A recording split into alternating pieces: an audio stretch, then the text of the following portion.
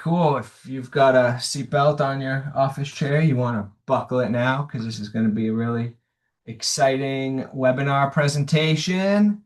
So thanks for joining us today. Our topic for this week's webinar presentation is Procurement's Guide to Accessibility Compliance. I am Peter Jewett, the founder and CEO of Accessible Web, and thank you everyone for joining today. So, accessibility is no longer just a design or development concern. If you're buying software for your organization, you're responsible for whether or not it's accessible, especially if you're working in a regulated industry like healthcare, education, and government.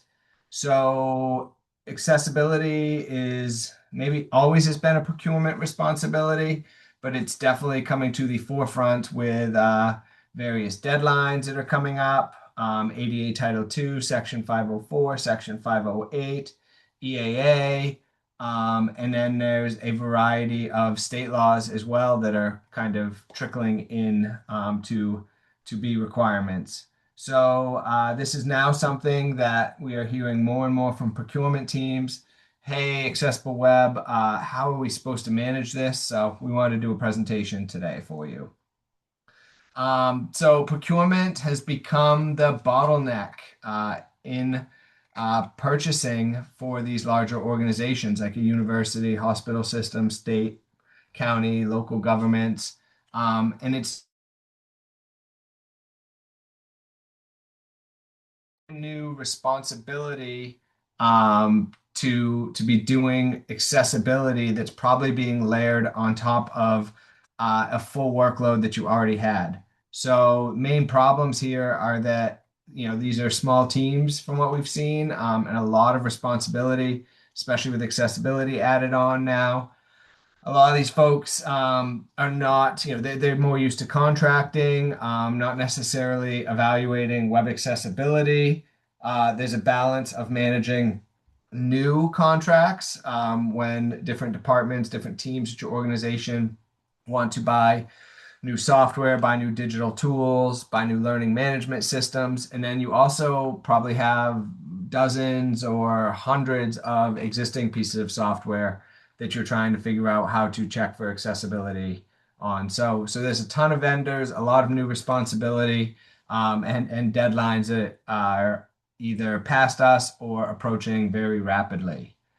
From what we've seen, the other challenge here is that probably conservatively 50%, and maybe that's probably generous, but most software vendors are not ready for this. We do a lot of work with software vendors that are coming to us saying, hey, such and such a customer is saying they need accessibility. We had no idea this was a thing. And how can we make our software accessible so that we can go win this deal? Or equally as much, how can we make our software accessible so that we can't lose this huge contract or contracts because all of a sudden this is something we need to be doing.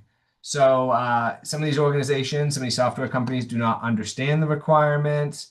Some are self-certifying. They're just saying, okay, we don't have the budget or the time to do this right now. Let's just see if we can answer the questions and get through the procurement team. And then some are providing absolutely no documentation, just kind of sticking their heads in the sand and hoping this goes away. So what you're going to want to be looking at or looking for is a VPAT. You're going to want to be evaluating the VPATs for the different pieces of software. Hopefully this is a familiar term if you're on a procurement team. So you're trying to get VPATs, also called accessibility conformance reports, for all the pieces of software that you're purchasing to verify that the software is accessible. So just to catch everyone up, an accessibility conformance report is typically delivered in a format called a voluntary product accessibility template.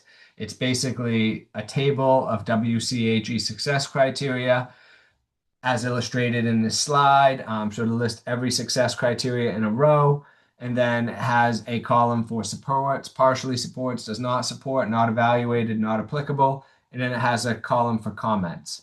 So what we're seeing being delivered is, there's going to be this balance that you see as a procurement team of third-party audited and prepared reports from a company like Accessible Web versus self-reported reports that a team might do internally on their own.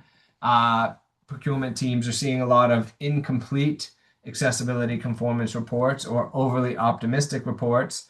They might be seeing no ACR, no VPAT at all. And if you do see one, if you don't have the expertise, it can be really difficult to evaluate if this accessibility conformance report slash VPAT is actually accurate or if it's something you need to reevaluate. So, how to evaluate an ACR? These are some real quick checklists, and we're happy to work with our customers to figure out how to do this more in depth.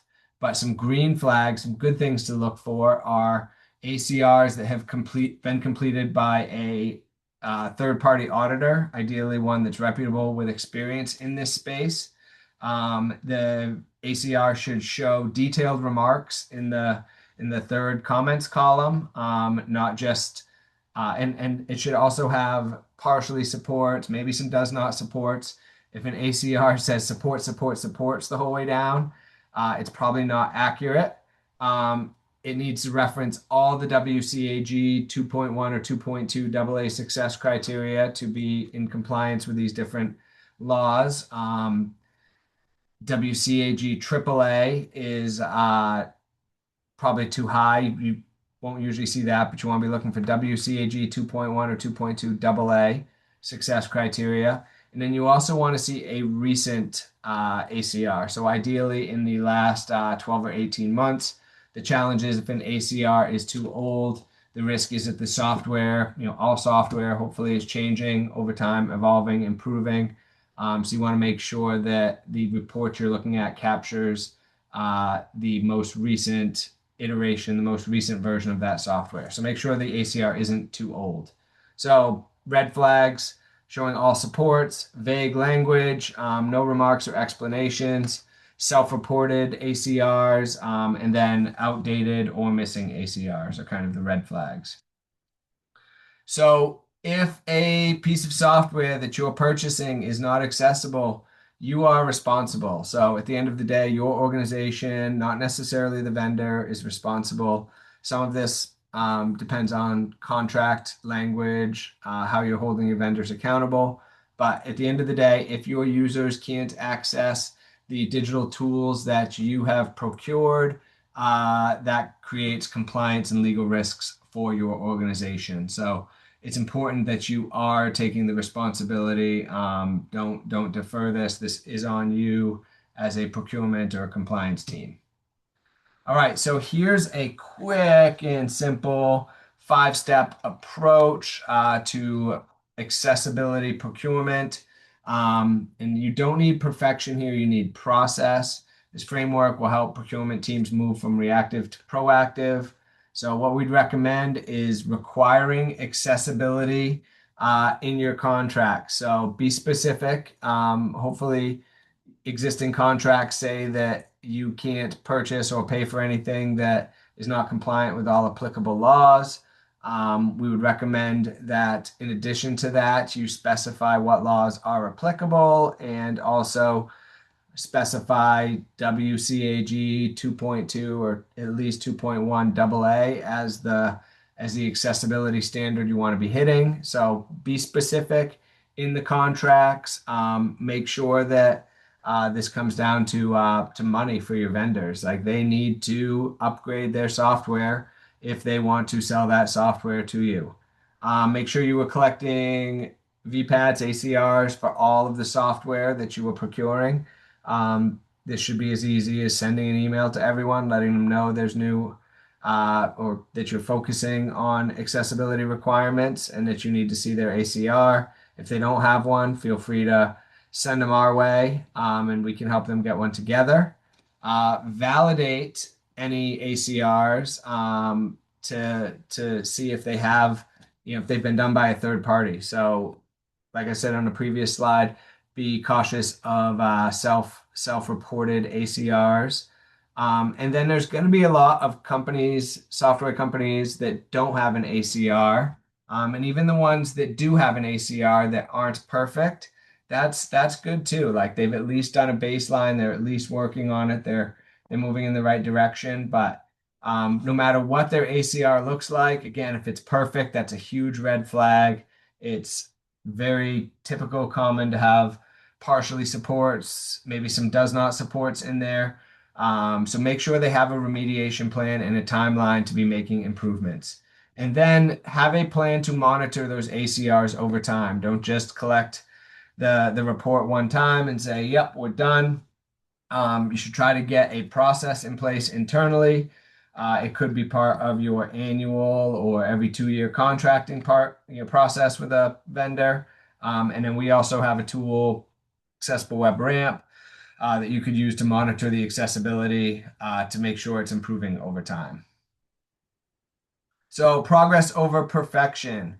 The goal here is not instant compliance. That is impossible. It's just not going to happen. It's really understanding where things stand at the moment and ensuring that your vendors are improving over time. So part of the challenge here is WCAG 2.1 AA is a high bar. Your vendors need to be manually auditing a representative sample of screens in their application or website that covers all essential functionality, plus layering on a random sampling. That can get really expensive, and after the audit gets completed, they need to remediate issues. So, um, being conformant with WCAG 2.1 AA is a pretty high bar. The reality is most vendors aren't going to be perfect. So you really want to focus on transparency and progress and documenting that you are doing the work on your end and that you are holding your your vendors accountable to making improvements. And make sure they're providing a clear roadmap and ideally include those milestones as requirements in the contracting process. So strong vendors are going to provide third-party manual WCAG audits. They are going to have third-party VPATs, ACRs with accurate findings, a documented remediation plan to fix the deficiencies that exist in their VPAT, and then ongoing monitoring and an ongoing plan to work on improving their accessibility as their product evolves. Accessibility doesn't end at procurement. So once you've purchased software, once you've rolled it out within your organization, really need to make sure that you are taking into account your responsibility to be creating processes to capture feedback, providing accessibility accommodations where required, and documenting your responses. And again, this is all functionality that's provided in Accessible Web Ramp. So you want to make sure that once the software is out in the wild in your organization, that your users, whether they're students, teachers, administrators, family members, and caregivers, doctors, whoever it might be, people are going to run into accessibility issues, and that's a good thing. We want them to, it's maybe not a good thing, but it's a good thing if they report them and you provide accommodations and remediate those issues. So don't think just because someone has an ACR for their piece of software, it's going to be perfect. Make sure there's a feedback mechanism in place. Usually that's the form of a link on the footer of your web page, website, footer of the application so that you can collect feedback. So you can turn accessible procurement into a manageable system with accessible web. So we help procurement teams evaluate vendors, validate accessibility, and track progress all in one system. Some of the offerings that we provide are third-party WCAG audits and VPATs, vendor evaluation support. The RAMP platform can be set up for you as a procurement team to be able to monitor the various tools and portals and LMSs and websites that are part of your organization's digital asset mix.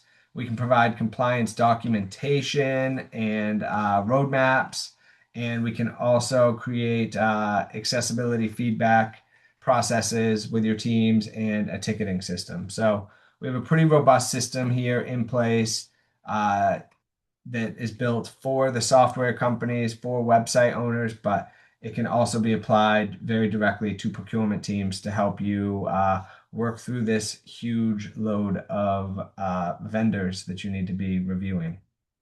So number one thing is if you're feeling behind, you're not alone. This is pretty overwhelming for everyone. There's a lot to learn, a lot to do, but most important steps to start building a process now. We're here to help. We can help you evaluate vendors, build a defensible compliance strategy, and create repeatable processes. So that's it for the presentation today, and we will open it up for questions.